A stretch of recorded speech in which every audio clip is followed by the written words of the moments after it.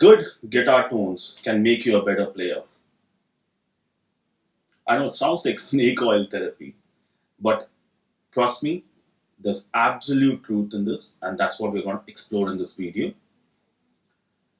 But before we go any further, I know it's a little bit of a debatable and a controversial topic. So please let us know in the comments what your thoughts are regarding that. And before we go into the points, let me assure you that when I say good guitar tones, I'm not talking about you going and buying maybe a Dumble amp or spending a lot of money on new pedals and boutique amplifiers and expensive guitars. No, that's not what I mean by good guitar tones. When I say good guitar tones are basic tones or skeleton of tones that you need to have in your repository. Those are basically every time you want to play something, you know exactly where to go and find that tone, which becomes a skeleton of what you want to play. So it can be in your processor, it can be in your amplifier, or it can be sweet spots in your pedals of choice. So I'm not saying that go spend money and that's when you're gonna get tones or replicate or steal tones from people. No, I'm talking about basic, fundamental, good guitar tones that every guitar player needs to have in his vocabulary, in his equipment, that can be pulled out, at any given point of time when he wants to play something. So that's my definition of a good guitar tone. Personally, I would have 7, 8, maybe 10 tones, which are basically my skeleton tones, which I go after every time I want to really create a tone around what I'm playing. And as an example, what the clip you heard in the start a little bit, I'm going to continue that, and because I wanted to give you why I chose to play that clip for this video. So in this clip, nothing is edited, and and it's not pre-planned. So this is basically a solo that I'm working on for one of the projects that we are working on. So I wanted to come out with scratch ideas, and we'll hear that out.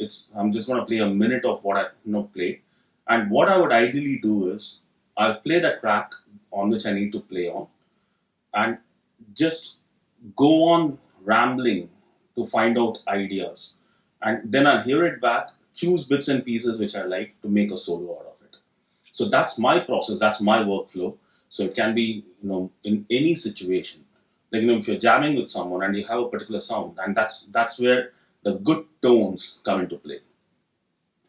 So in this example, what I did was I wanted to go with my, where's my Strat? Here's my Strat. Okay, I wanted to use the Strat because I wanted a single coil tone. I had a Dumble kind of a tone set up on my HX tone, which is basically my skeleton tone. I have not played around with that tone at all, and I just played my various ideas which I wanted to capture. And the whole clip, I'm not playing the whole clip. I'm just going to play 1 minute out of it. I played played for 5 minutes, maybe 5.5 minutes. So that gave me different ideas which I can pick up and make a solo out of it. Now, is that a good practice? Personally, it works for me. And if you historically see David Gilmour, all of his solos were created like that. He would just go and just thrash out a series of solos, playing, etc. Then he would pick up pieces from various parts of what he has played to make a solo for a song. So it worked for Gilmour, it works for me. So it's as good as that.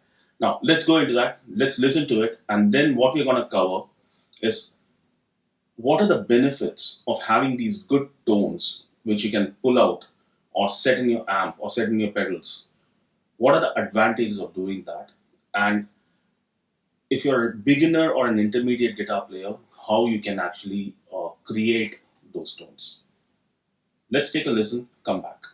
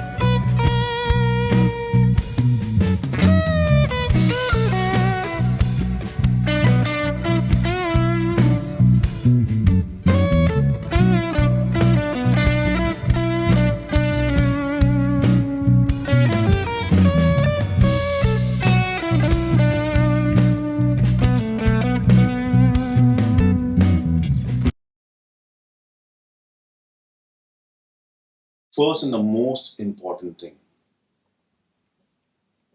it'll help you focus on your playing and improve your productivity.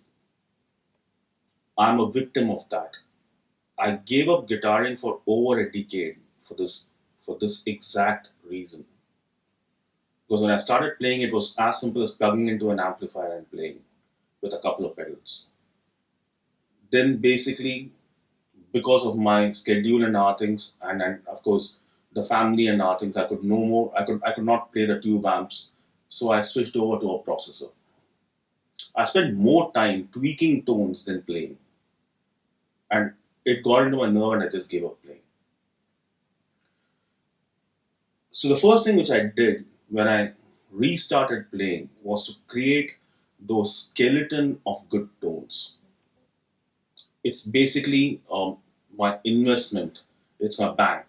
So every time I want to play, I would know which patch, bank, or the setting on my amp that I need to start with. A lot of time is saved. So every time I want to play something, and in many occasions, like the one you heard right now, I didn't even tweak my skeleton tone. I just added a delay on top of my existing tone and I just played. So number one reason, it increases your productivity.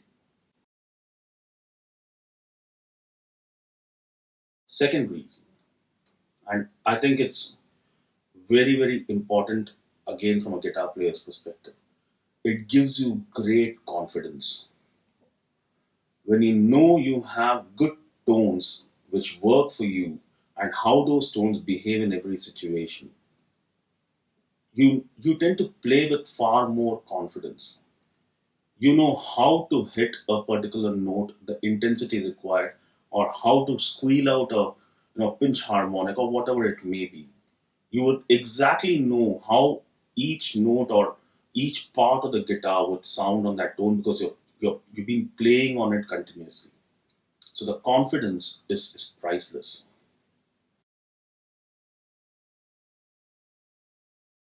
Another reason, versatility, which is priceless again for a guitar player. In any situation, you have your tones in your mind. You have a list, you have a bank, which you're hitting back into. In a jam situation, you can go from blues to metal without really thinking too much because you have your fundamental good tones stored in your storm helix, or you have your pedal sweet spot set. All you have to do is just go revisit those spots, set them, and you're good to go. So which makes it extremely easy for you to be versatile and fluid on the go.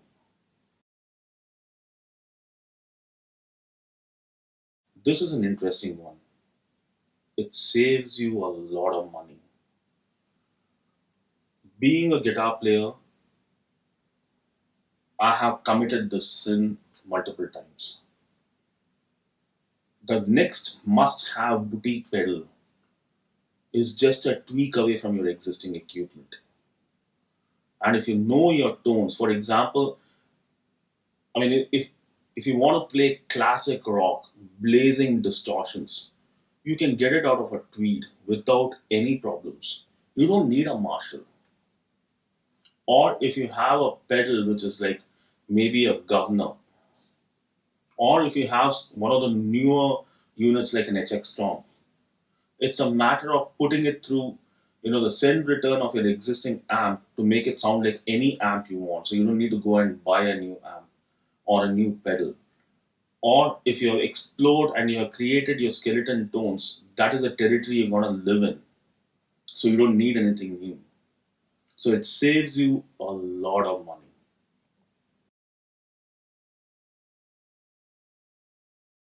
The last and the most important factor and the benefit of having these good tones at your command, it helps you create your signature, which is, I think, priceless. That's what every guitar player aims to have, right? So it's basically your set of tones which is making you play in a particular fashion, which is translating the sound in your head and the phrases in your head fluidly. you automatically create your signature sound.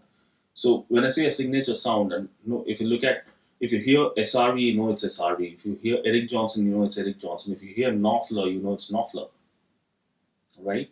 It's because these players, these great players, always work with this exactly. They have the set sounds, their parameters. They don't deviate much. They tweak to suit the situation, but the fundamental tone remains the same. So it gives you the same opportunity to create your own signature. So if you're an intermediate or a beginner guitar player, also for that matter, how do you create these repository of good tones?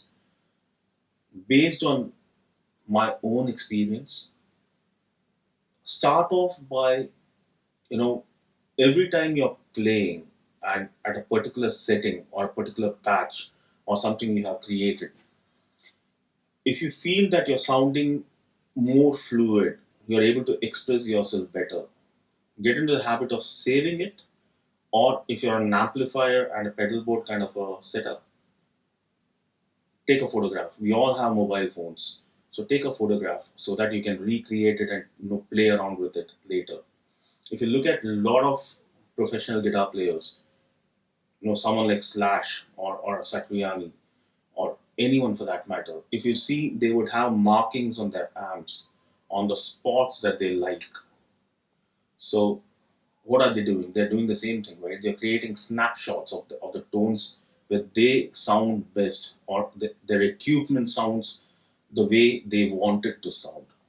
So start off by taking photographs or saving those patches and then working around it.